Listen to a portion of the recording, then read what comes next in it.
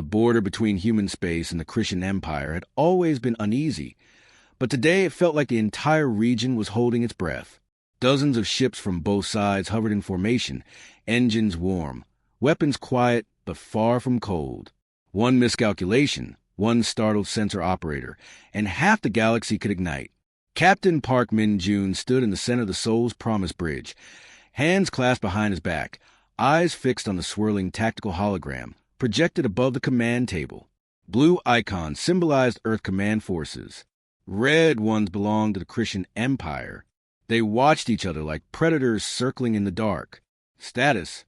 Park asked calmly. Lieutenant Kim Deun, young but sharp-eyed, scanned her readings. No movement from the Christian lines. Their shield signatures remain stable. Communications traffic is tense, but repeating standard diplomatic scripts. Park nodded, though that tension felt like a physical weight pressing on his chest. He had seen standoffs like this unravel in seconds. The wrong gesture could trigger a war that neither side actually wanted, yet both were fully prepared to fight. 3 months ago, a Christian civilian vessel had crossed into human territory. Patrol ships intercepted it. The Empire demanded its immediate return, while Earth Command demanded proof it wasn't a disguised scout. A simple issue mutated into national pride, then into military mobilization, then into this. 2 fleets facing each other at arm's length. Park had spent half his life navigating crises, but the current deadlock felt especially fragile. Captain, the comms officer called. Incoming signal. Encrypted and flagged for your personal authorization. Park frowned. Personal encryption codes were rarely used unless something was extremely sensitive. Routed to my ready room. Lieutenant Kim, you have the bridge. Inside the small room behind the command deck, Park activated the secure channel. The screen flickered. No face appeared. Only distorted audio, layered with static. Please hear us? Park leaned closer. This is Captain Park Min-jun. Identify yourself. The voice cracked, weak, desperate. Help us. Dying, plague, abandoned, please. Repeat, Park ordered. Where are you transmitting from? Colony. Christian colony. RT-7, they left us. No cure, children. Static swallowed the rest, and the signal vanished. Park sat still for several seconds. Processing. A Christian colony? Deep inside their own territory? Calling him? Could be a trap, he reminded himself. A lure meant to justify Christian forces closing in. The Empire had used misinformation before, but the fear in that voice, he'd heard too many real distress calls not to recognize genuine desperation. He brought up star charts. RT-7 appeared as a small dot deep within Christian-controlled space, 15 light-years beyond the border. Old intelligence placed its population around 200,000. No strategic value. Nothing worth a military deception. A soft chime signaled someone outside. Enter, Park said. Lieutenant Kim stepped inside. Captain, is something wrong? Park considered lying, then dismissed the idea. She deserved truth. I received a distress call. Civilians inside Christian space. A plague outbreak. Kim's eyes widened. Sir, that has to be a trap. No Christian colony would reach out to humans. Maybe, Park admitted, or maybe they're out of options. But crossing the border, sir, Earth Command will never authorize it, and the Christians will see it as an invasion. Park knew all of that. He also heard that pleading voice in his head. He stepped back onto the bridge. His crew turned toward him, waiting for instructions, trusting him with their lives. He inhaled slowly. Helm, he said, plot a course into Christian space. The room fell absolutely silent. The helmsman blinked. Captain into Christian territory. You heard me. Destination RT-7. Lieutenant Kim moved closer, voice low. Sir, this could start a war. Park met her eyes.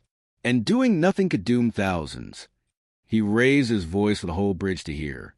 Anyone who wishes to transfer off the Soul's Promise before departure may do so without judgment. This is my decision, not yours. No one moved. Finally, Lieutenant Kim straightened. Requesting permission to remain at my post, Captain.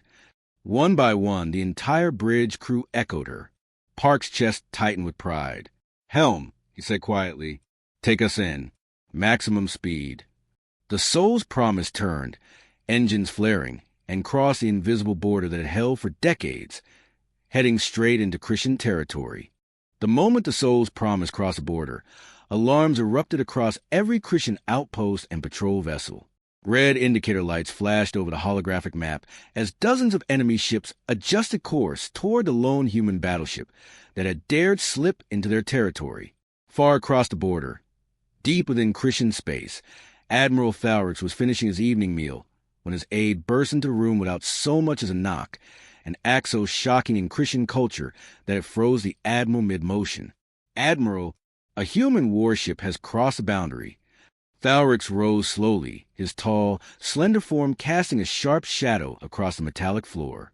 His gray skin darkened, a Christian biological sign of rising anger, while his black eyes narrowed. "Which vessel?" he demanded. "The Soul's Promise, sir.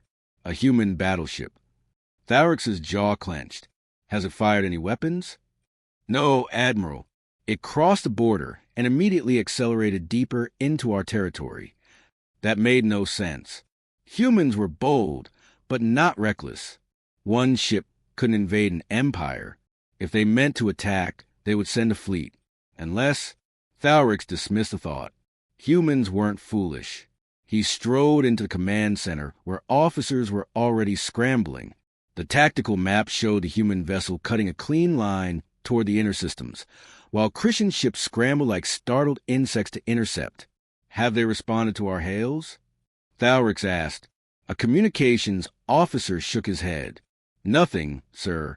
But Earth Command is transmitting repeated orders for the Soul's Promise to turn back." That caught Thalrix's attention. "They're ignoring their own superiors?" "Yes, Admiral. A rogue captain. That was alarming. Human military discipline was ironclad. Their captains didn't simply go off script. Plot its trajectory," Thalrix ordered. Moments later, the navigation officer's expression twisted with confusion. "Admiral, its course leads towards Sector 7. Thalrix felt something inside him tighten. "Which world?" "RT-7, sir." A cold silence filled the command center. RT-7, the quarantine colony. The one the Empire had buried under classified reports and political silence. "Send our fastest interceptor wing," Thalrix ordered sharply. "Pursue, but do not fire unless necessary. I want that ship stopped before it reaches RT-7. His officer saluted, but Thalrix stood motionless, staring at the glowing blue representing the human ship. If that vessel reached RT-7, if it discovered what truly happened there, the consequences could shatter the Empire's image forever. Back on Earth, deep beneath the capital city, the human strategic command center erupted into chaos. Screens filled with red alerts. Officers barked overlapping reports. General Elena Rodriguez stood rigid at the central console, her expression a mirror of contained fury. "One of our battleships invaded Christian space," she said flatly. Someone explained how this happened. Captain Park's last transmission was routine, and analysts stammered. No unusual activity. "Well, something changed," Rodriguez snapped. "General." Another officer called. "Christian interceptors are in pursuit. The Soul's Promise is taking evasive maneuvers, but holding course." "Where the hell is he going?" "We're still calculating." Rodriguez pinched the bridge of her nose. Captain Park was one of her best. Disciplined, intelligent, loyal. But this was madness. "Open a channel to the Christian ambassador," she ordered. Seconds later, a gray-skinned Christian diplomat appeared on screen, irritation radiating from his expression. "General Rodriguez," he hissed, "your warship has violated our territory." "Ambassador, I need you to understand. This is not sanctioned. Captain Park is acting independently. We are ordering him to return. And yet he does not." Rodriguez forced herself not to shout. "If necessary, we authorize you to disable the Soul's Promise." The ambassador blinked, clearly stunned. "You would allow us to fire on your vessel? To prevent a war?" "Yes," Rodriguez said. "But disable only, not destroy. I will convey your message. The ambassador said stiffly. The line ended. Rodriguez looked back at the tactical display, showing the Soul's Promise threading through Christian space, enemy ships clustering behind it like a tightening noose. "Find me a reason," she whispered. "There has to be a reason for this." Aboard the Soul's Promise, Captain Park stood unmoving as Lieutenant Kim delivered grim updates. 12 Christian interceptors closing in. Estimated weapons range in 15 minutes. "Maintain evasive patterns," Park said. "Do not fire unless absolutely necessary." Kim hesitated. "Sir, are we really going to RT-7? Park met her gaze, his voice low and steady. "Yes, because someone is dying out there, and they asked us for help." Kim swallowed hard, then nodded with complete trust. "Aye, Captain." Outside the hull, the endless black of Christian territory stretched before them, dangerous, forbidden, and full of enemies, and Park drove straight into it. The first volley hit like a hammer. Bolts of violet energy streaked across the void, slamming into the Soul's Promise's shields. The ship shuddered, lights flickering for a fraction of a second before stabilizing. On the bridge, several crew members tightened their grips on consoles, bracing for more. "Shields holding at 89%, reported Chief Analyst Dara. "No hull breaches." Lieutenant Kim leaned over her controls, fingers flying. "The interceptors have formed a pincer pattern. They're trying to box us in." "Helm," Park said calmly. "Pattern Delta 6. Keep us unpredictable." The Soul's Promise twisted into a spiraling motion, engine spooling as a helmsman executed a maneuver few battleships would dare attempt. The vessel cut through space like a predator trying to slip a net. The Christian interceptors adjusted instantly, matching the move. "Captain," Kim said, her voice tight, "they're hailing us again." "Put them on." The view screen flickered to reveal a Christian commander, his expression carved in fury. His gray skin had gone shadow dark with rage, and his black eyes were wide and unblinking. "Human vessel," he hissed. "This is Commander Zorthal of Interceptor Wing 7. You have violated Imperial space and attacked our ships." Park's eyebrow twitched. "We have not fired a single shot." "You crossed our border," Zorthal snapped. "That is an attack." "Commander, we are responding to a distress call from RT-7. "Silence." The Christian's voice hit, like a whip crack. "You will power down your engines and prepare for boarding. If you fail to comply, you will be destroyed." Park folded his hands behind him. "We are on a humanitarian mission. Civilians are dying. We intend to render aid." "Human lies," Zorthal spat. "RT-7 is sealed. Anyone who enters must die with them. That is the law." A ripple of shock crossed the bridge crew. Kim's voice dropped. "Sir, did he just say?" "Yes," Park said quietly. "He did." Zorthal leaned forward. "Last warning, human. Surrender your ship." Park didn't look away. "We will not surrender. We will not fire unless attacked. And we will help those people." Zorthal's nostrils flared. "Then you will die." The transmission cut. "Incoming barrage." Dara shouted. The next wave struck harder. The entire deck vibrated. Sparks showered from a panel near communications. "Shields at 68%. "Weapons officer," Park said, "stand by, but do not return fire." The officer stared at him. "Captain, if we don't fire back, they'll tear us apart." Park's voice held no hesitation. "We don't shoot unless survival demands it. Engines and shields only." Lieutenant Kim stepped closer. "Sir, respectfully, this is suicide." Park finally turned to her. "If we fire on them, we confirm their worst fear about humans. And if we don't fire, we might not live long enough to help RT-7, Kim countered. Park didn't answer. He simply looked at the tactical display, showing 12 hostile ships tightening their circle. Then he looked at the empty space beyond, the direction of RT-7. His decision remained unchanged. "Helm," he said, "full acceleration. Break their formation." On Commander Zorthal's lead ship, the bridge crew watched in astonishment as a human battleship surged ahead, forcing a gap in their encirclement. "How are they so fast?" one officer demanded. "It's a battleship. It shouldn't maneuver like that." Zorthal snarled. Human technology cheats. They always hide something. Maintain pursuit.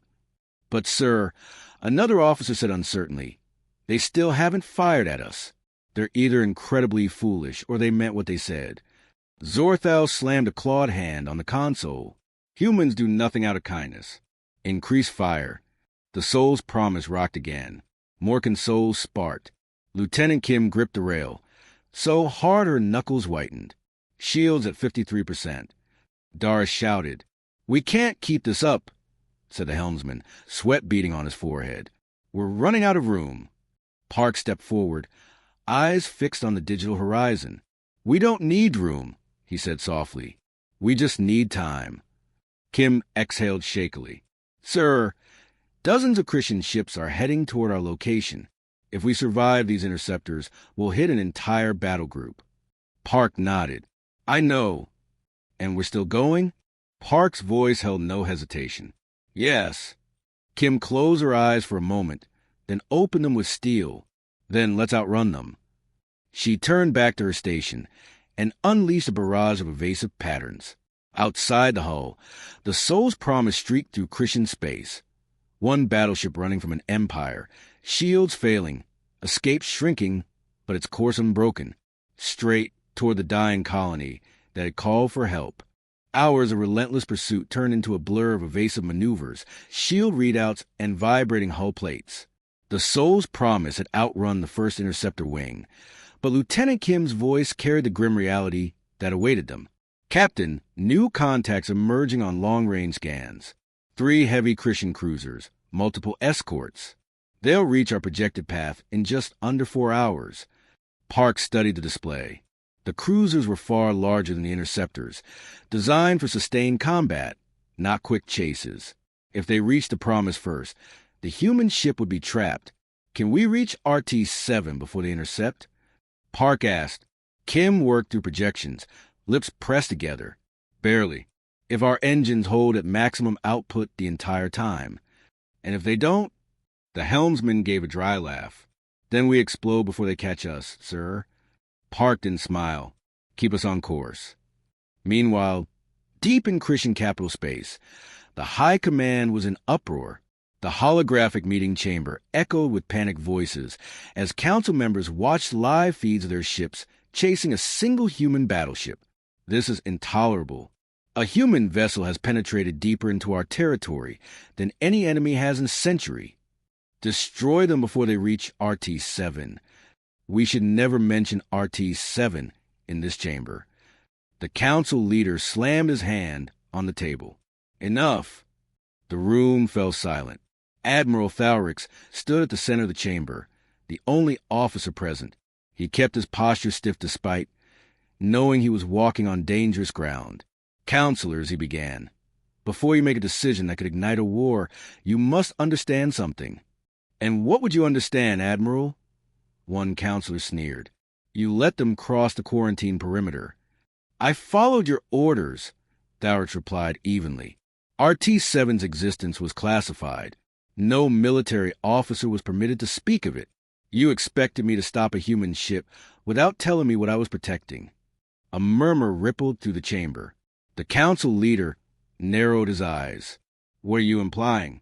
That RT-7 is not a military secret. Thalrix said, it is a shameful one. Gasps echoed. Another counselor hissed, you will not speak of this. I will, Thalrix said, because the humans already know. The chamber erupted again, but Thalrix's next words cut through every voice. And their ship is heading straight there. Stunned silence followed. If the humans reached RT-7, they'd see everything. The abandoned cities, the overwhelmed clinics, the mass graves, the truth. The council leader exhaled slowly. Admiral, intercept the Soul's Promise. And destroy them? Thalrix asked quietly. The leader hesitated. Destroying the human ship would silence the secret, but would also confirm guilt if humanity survived to tell the tale. For once, politics and fear fought for dominance. Disable them only, the leader said. Do not destroy them unless absolutely necessary. Thalrix bowed. As you command. But in his heart, a seed of doubt grew. If the humans truly came to help the colony, then maybe they weren't the monsters the Empire had always claimed. Aboard the Soul's Promise, the crew finally broke through the last interceptor perimeter. The ship vibrated violently, hull plating scorched and shields flickering dangerously low. Entering RT-7 system, the navigator announced. The star ahead glowed a faint gold. Orbiting, it was a medium-sized world streaked with barren plains and clusters of dim city lights, far fewer than a healthy colony should have. Park stepped forward, scanned the surface. Dara's hands flew over the console. Then she froze. Captain, I'm reading multiple settlement zones operating on emergency power. Civilian population estimated at 160 to 170,000. That's 30,000 fewer than expected. Kim's voice dropped. Sir, there are thousands of distress beacons active, medical emergency signals all over the planet. And Christian ships? Park asked. None in orbit, Dar answered. They abandoned them. A heavy silence fell across the bridge. Park closed his eyes briefly. The voice from the distress call had been real. The fear, the desperation. He turned toward communications. Broadcast message on all open frequencies. Aye, Captain. Park spoke clearly into the microphone. RT-7 Colony. This is Captain Park Min-Jun of the human vessel Soul's Promise. We have come to help. We bring medical aid and supplies. You are not alone. For several moments, there was nothing but static. Then, suddenly, human ship, we hear you. This is RT-7 station. Please help us. They left us. The bridge crew exchanged shocked looks. They left us. Park felt his decision settle into place like a final puzzle piece. He looked toward the planet. Prepare for orbital insertion. Lieutenant Kim whispered, Sir, the Christian fleet will surround us as soon as we enter orbit. Park nodded. I know. And we're still going? His voice was calm. People are dying. We're not turning back. As the Soul's Promise descended toward RT-7, hundreds of enemy ships began to converge behind them, but Park didn't slow down. He was finally where he needed to be. The moment the Soul's Promise entered low orbit above RT-7, the scale of the tragedy became unmistakable. Park stared at the holoscreen showing the colony from above. Settlements dim, streets empty, and entire districts without heat or power. It looked less like a functioning colony and more like a world suffocating under its own silence. Captain, Dar said, voice trembling, I'm detecting mass gatherings around emergency shelters. Thousands of life signs, weak, many fading. Kim swallowed hard. They really abandoned them. Park felt anger tighten in his chest. Not the hot, reckless kind, but a cold, steady fury toward the Christian leadership who had cut off an entire world. Prepare a med team deployment, Park ordered.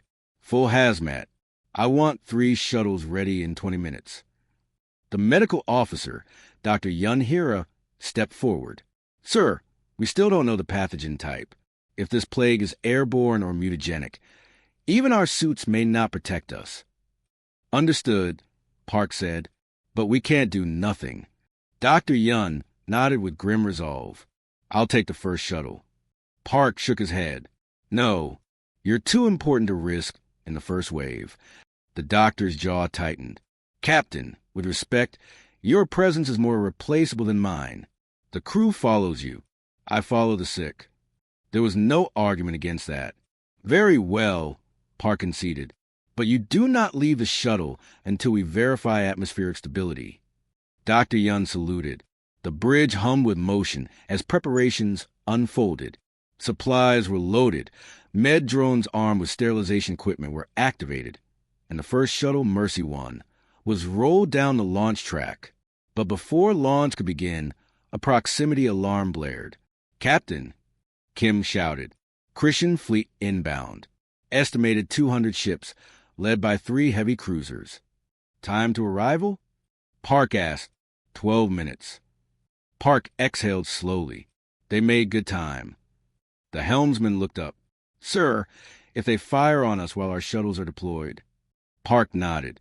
I know. They destroy both the planet's last hope and a human battleship in one strike. The comms officer turned toward Park. Incoming message from the Christian flagship. Put them on. The view screen lit up with Admiral Thaurix's stern face. His black eyes were steady, but there was no malice in them, only conflict. Captain Park, Thaurix said, you stand on forbidden ground. Park stepped forward. Your people asked for help. We will not ignore them. Thaurix's jaw clenched. You do not understand what you risk. Then explain, Park said. Thaurix looked away, as if grappling with a truth he had been forbidden to speak. RT-7 was struck by a pathogen we could not control. We quarantined the colony to prevent its spread, and left them without aid? Park pressed. Sending ships risked contamination across our empire, so you abandoned them. Park's voice carried quiet accusation. Children, families, entire cities. Thaurix's skin darkened with shame.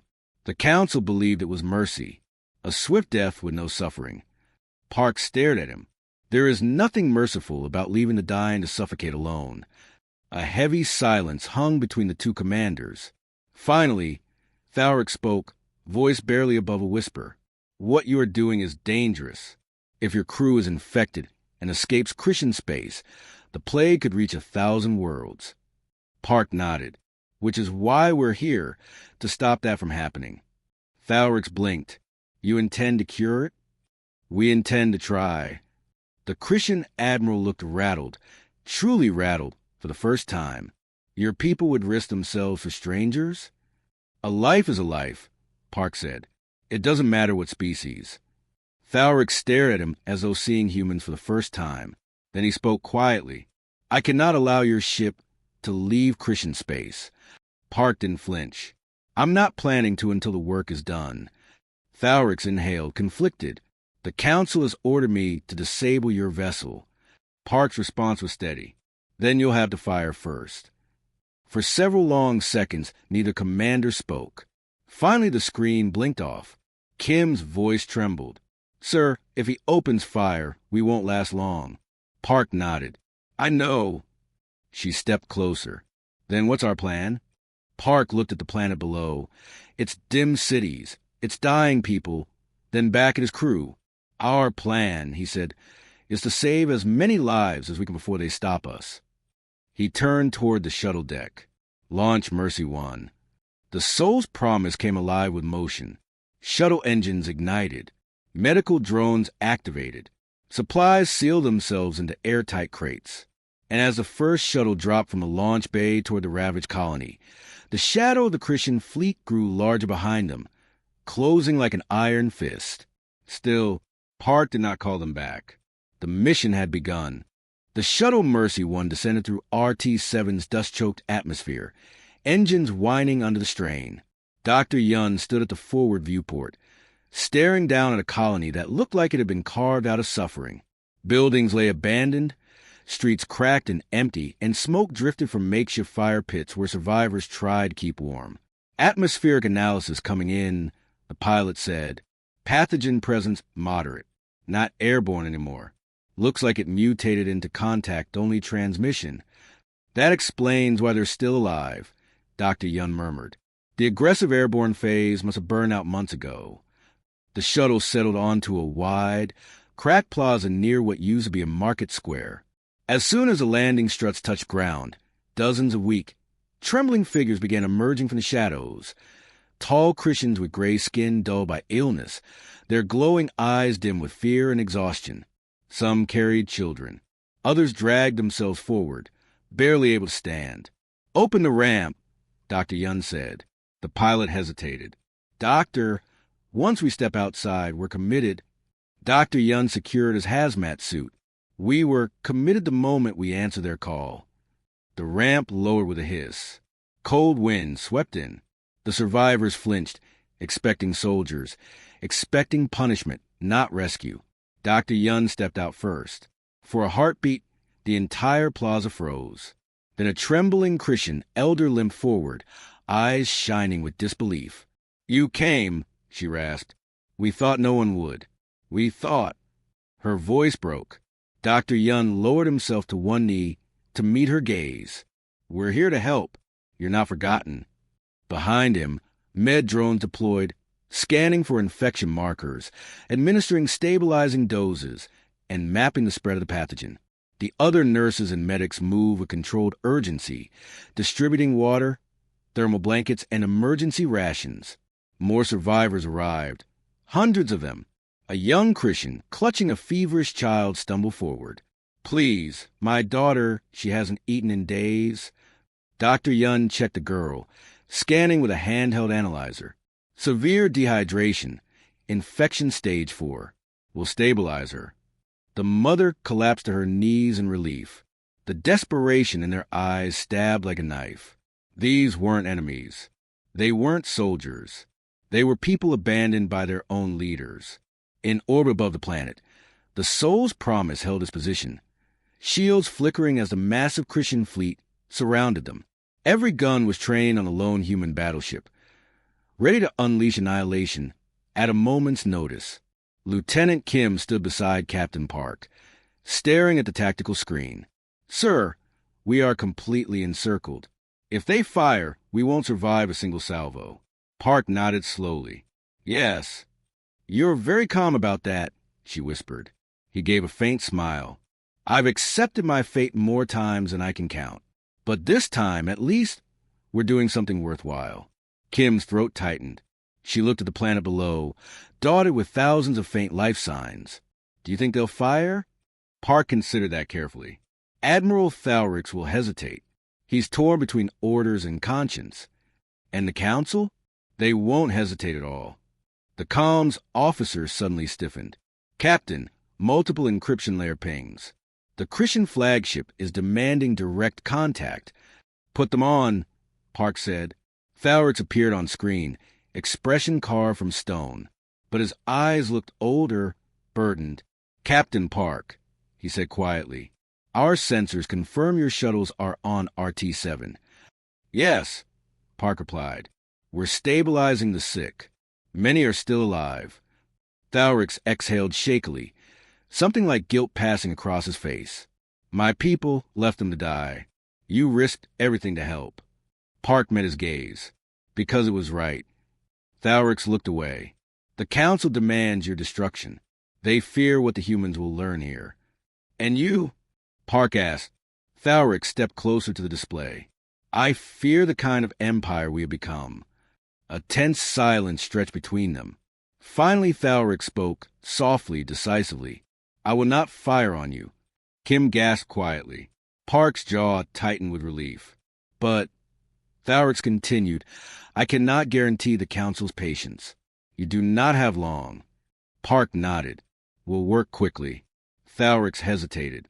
"Captain, if humanity survives this incident, remember one thing." "What's that?" "Not all Christians agree with what was done here. Some of us want to be better." The screen flickered off. Kim turned to Park. "He's protecting us, even if it costs him." Park nodded, voice solemn. "And we must honor that by saving everyone we can." On RT-7 surface, Dr. Yun directed med teams to overflowing shelters. Every building smelled of decay and desperation. Entire families huddled together, too weak to stand. A young Christian boy tugged on Dr. Yun's sleeve. Are you really from the stars? The humans?" Dr. Yun knelt. "Yes." The boy's eyes shone with tears. "I told them someone would come. I told them we weren't alone." Dr. Yun placed a gentle hand on his shoulder. "You were right." And for the first time since arriving, he allowed himself to hope. Humanity had crossed enemy lines, defied orders, raced through a fleet, and risked annihilation, all to save strangers. RT-7 would not die today. For the next 6 hours, the Soul's Promise and her crew worked at a pace bordering on impossible. Shuttle after shuttle descended to RT-7, delivering more medical teams, supplies, sterilization drones, and portable clinics. Med teams moved to the colony like lifelines, treating the critically ill, stabilizing those on the brink, and collecting samples for vaccine development. Every hour, new clusters of survivors emerged. Some dragged themselves from collapsed buildings. Others stumbled from hidden shelters. Many wept openly when they saw human uniforms. Humanity had arrived where their own empire had turned its back. Dr. Yun was everywhere at once, coordinating triage, treating patients, directing drones, and monitoring the pathogen. Exhaustion carved shadows under his eyes, but he refused to stop. "Status on the mutagenic strain?" he asked. A medic rushed forward with a datapad. "Doctor, the pathogen is stable. No longer airborne, limited to late-stage fluids. If we administer antiviral compound X9, we may slow its progression." Dr. Yun grabbed the pad, disbelief turning into fierce hope. "Then we can save them. We can actually save them." He turned to his team. "Move. Every minute counts." Cheers erupted through the medical ranks. Critics might call humans reckless, but moments like this proved why they were also feared, admired, and impossible to predict. Where empires hesitated, humans acted. Above the world, the soul's promise hovered under the shadow of a Christian armada. Hundreds of ships formed a shimmering ring of weapons pointed inward, ready to fire at the slightest provocation. Yet none did. Lieutenant Kim whispered, "Sir, this is surreal. An entire fleet waiting for orders to kill us, but they're holding back." Park nodded. "Thalrix is buying us time, but it won't last." The comms officer stiffened. "Captain, multiple encrypted Christian transmissions. The Council is demanding immediate action. They want us destroyed." "And the fleet?" Park asked. "They haven't fired." "Then Thalrix is resisting." Kim breathed. He could lose everything for this. Park's eyes darkened. "Then we make his sacrifice worth it."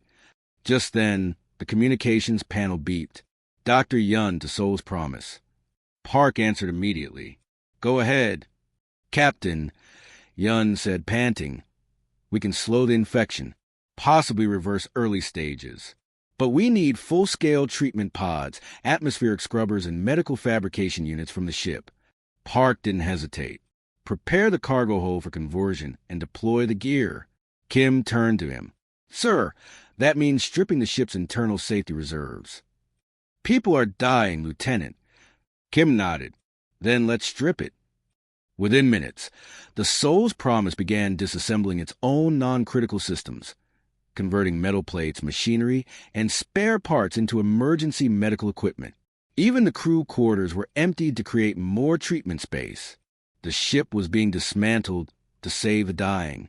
On the Christian flagship, Admiral Thalrix stared at reports flooding his console. His officers watched him, waiting for his next decision. "Admiral," one whispered, "the Council demands we fire."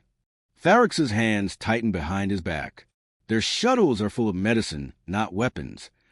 "But the humans are saving our people." Silence followed those words, raw and dangerous. "Sir," another officer murmured, "if we defy the Council—" "I know the consequences," Thalrix said, "but I will not order the killing of those who came to heal where we refused." The bridge grew still.